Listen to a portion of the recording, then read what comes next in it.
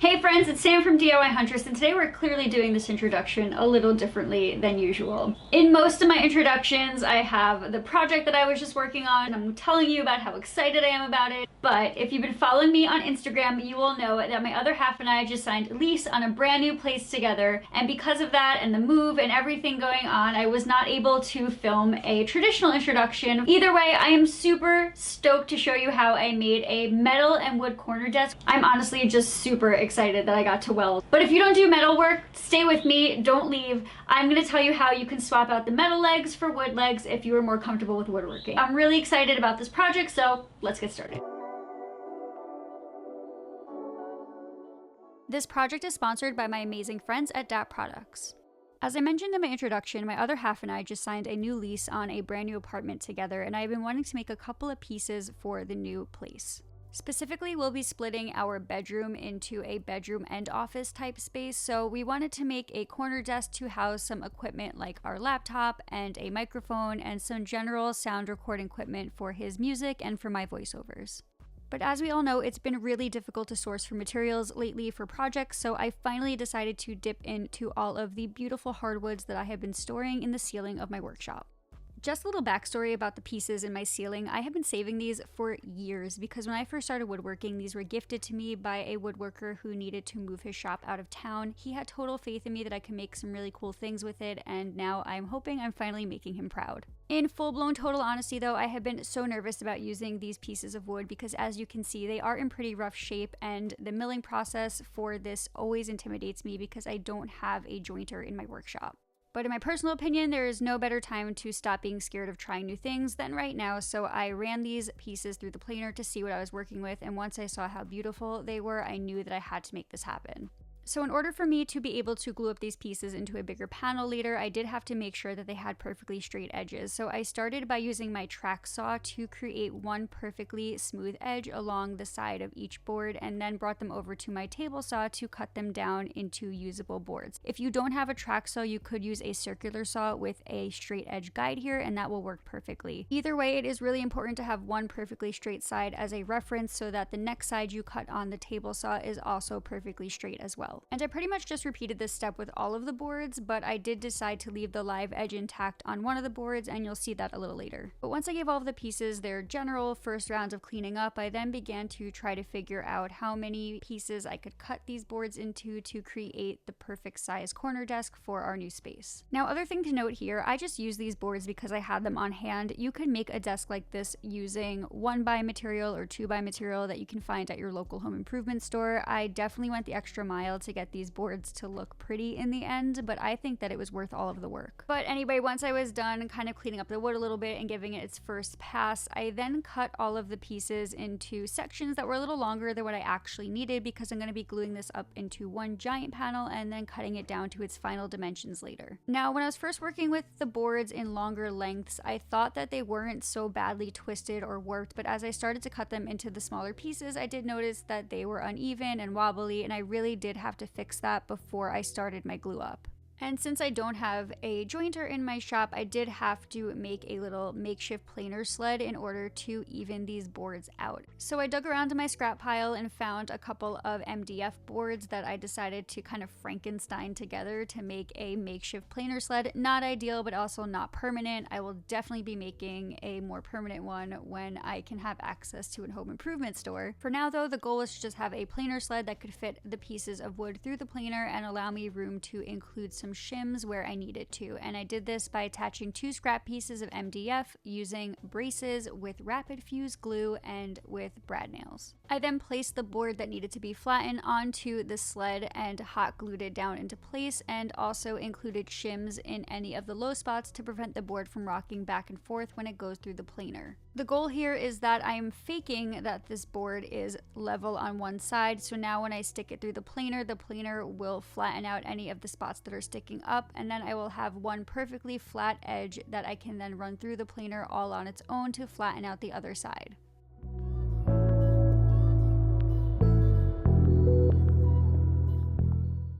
And after a few passes, and once I had a perfectly flat side, I then removed the board from the sled and then ran the board back through the planer with the flat side facing down. I also made sure to mark which side was the flat side because I didn't want to mistakenly put the wrong side in the planer and then have to start all over again. Trust me, I've learned the hard way too many times. I basically just label every single thing in my shop now when I'm working.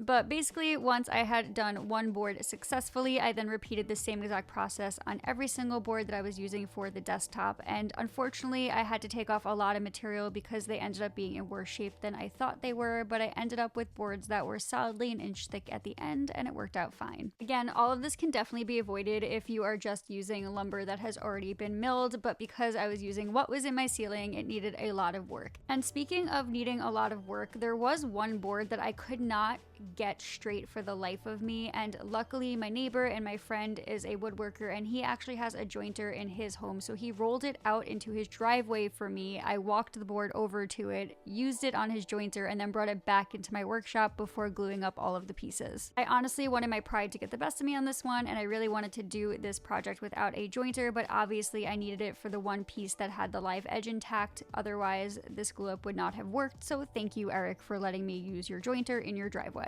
Okay, so hopefully you're still with me after that insanely long milling process. It was out of control. It really felt like it took an eternity to get these boards into usable shape, but totally worth it. Once I did, I finally traced the final design onto the boards using a 45-degree angle on my carpenter square, and then I started marking where I wanted to add biscuits for the joinery. When creating a tabletop or any sort of top out of multiple pieces of wood, biscuit joinery is totally optional. You can use dowels, you can even use pocket holes if you don't mind them being seen on the bottom of the boards. You can use dominoes, whatever you want to use, go for it. I chose biscuits for this project because they are hidden inside of the boards, but they really do help with aligning everything when gluing up bigger panels. As you can see, I basically just used my biscuit joiner to create grooves in all of the boards and made sure that they lined up with the board next to it, and then brought all the boards to my clamps on my floor, obviously, because this project did not fit in my workshop, where I then prepped everything for the big glue up. So I don't know about you, but glue ups are really stressful for me, especially big ones, because if you mess something up while you're gluing up and you don't act on it fast enough, it could already set. So I was totally in the zone here. I had my carpenter's glue with me and my biscuits, and I ran a dry fit first to make sure everything was kosher, and then I started to glue up each board one by one. I luckily had a lot of glue on hand because I used a ton of it for this glue up. I added so much glue to every single board and made sure that all of the biscuits were also lathered in glue as I added them, and spread everything nice and evenly and worked my way down the entire panel until every board was glued together. I then basically had a few minor heart attacks here while gluing things up because these things make me so nervous. Please tell me I'm not alone and that you guys get nervous to glue up big panels as well. But either way, once I was done gluing everything up, I clamped everything together nice and tightly, making sure that the boards were flush and straight and beautiful. And to be proactive and make my life easier later, I also wiped away any of the excess glue using a damp paper towel and a straight edge. This is going to make sanding so much easier when this is all done.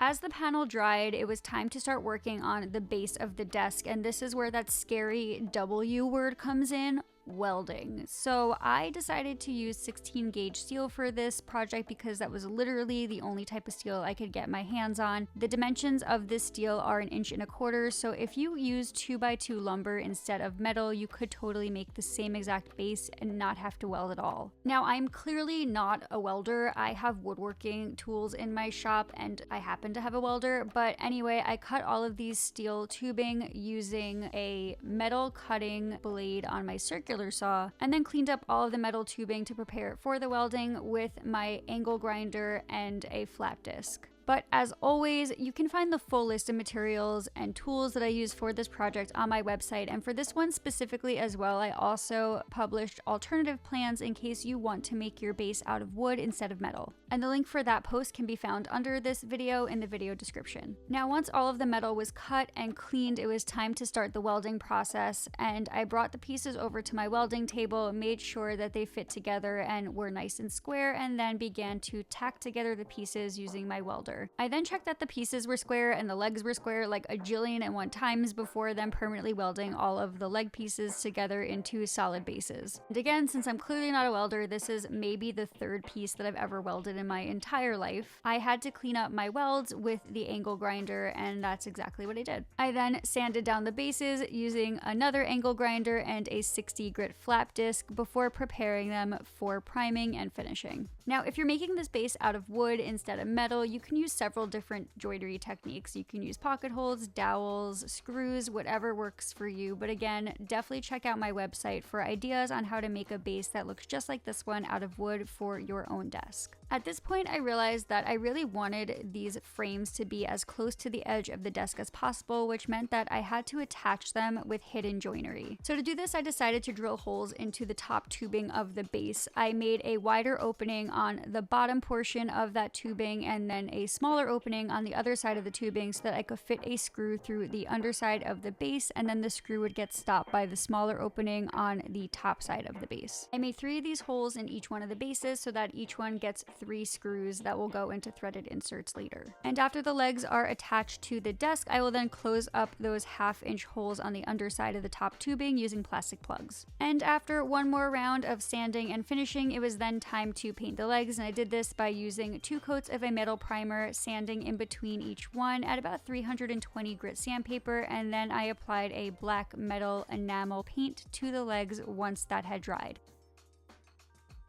Next up, it was time to go back to my woodworking roots and remove the panel from the glue up. I then used my track saw and my carpenter square to make sure that my corner desk was being cut out in a perfect corner, because if a corner desk doesn't fit in the corner, is it really a corner desk? But on the real, it was actually really important that these lines were really straight. And again, if you don't have a track saw, you can use a circular saw with a straight edge guide. Next up, it was time to do some sanding, but luckily because I did so much prep work, I didn't have to do a lot of sanding, but I did start with my belt sander and 80 grit sandpaper and then worked my way to something finer. I did notice during sanding that there was this pretty gnarly knot in the wood, and instead of filling it with epoxy, I actually decided to fill it with rapid fuse CA type glue and some metallic pigment, and it worked beautifully. I then sanded that as well as the entire desktop to 220 grit, where I then wet the grain, sanded it one more time to knock down any of the high spots, and then finished the entire tabletop with 2 coats of tung oil. And holy hell, you guys, every time I finish walnut, I am just so stunned with the way that it looks. I think it is the most beautiful lumber to work with, and I am so excited about the way that this thing turned out. Now, after giving everything some time to dry, it was time to install the legs to the desktop, and I was finally able to start seeing the light at the end of the tunnel because this project felt like it took forever. It really didn't. It only took me like 2 weekends to make. I'm just being a giant baby. But anyway, I used a marker to trace the openings that I made in the desk legs onto the desktop, and then used a drill to create pilot holes in the desk to install threaded inserts. I used tape on the drill bits to mark how deep I needed to go, and then once those holes were drilled, I vacuumed out any of the debris and then installed the threaded inserts using a tiny bit of rapid fuse to make sure that they didn't slip out. I decided to go with threaded inserts for this project because since we're moving, we may have to take the base off of the desktop at some point, and it just makes it so much easier to do that when you're using threaded inserts. But once everything was installed, I then clamped the base of the desk to the desktop and applied the fasteners into the inserts, which was actually pretty comical because I kept dropping the fasteners inside of the actual legs, and I had to dig around for something magnetic to help me put them into place so that I stopped losing them. There's so many stuck in there. But eventually I found a long enough magnetic tip to just thread everything into place, and then I used my screw gun to make sure that everything was nice and tight. I then repeated the same exact process on the second base for the desk, and I was pretty much done. All that was left at this point was to install plastic end caps in the openings for the screws as well as in the bottom of the legs, and yes, I recycled footage of me doing this on my dining room table build because of course I forgot to film me doing it to begin with. I'm not gonna lie, but trying to juggle working full-time from home right now as well as getting settled into our new apartment and everything else going on in the world has been a little stressful, so it was really nice to channel what I'm feeling into a productive project for our new space. And honestly, I'm super stoked about this little corner desk. I still can't believe I welded those legs and that wood came from the ceiling in my workshop. I'm really excited excited about refreshing our new space and getting settled in and sharing that journey with you guys. Over the next couple of weeks, I will definitely be building things for this apartment and creating a brand new space for myself and my other half, and I cannot wait to take you guys along with us on this journey. So if you are interested in seeing some more projects and also hearing and seeing some tips on how to make a rental space feel like your own, definitely make sure to subscribe to my channel and also make sure to check out some of my previous videos as well. Also, don't forget to visit my website for the plans for this build as well as for the plans for how to modify the base and make it out of wood instead of metal. But in the meantime, friends, thank you so much for watching my video, for supporting what I do, and for just generally being really awesome. Until next time, happy DIYing.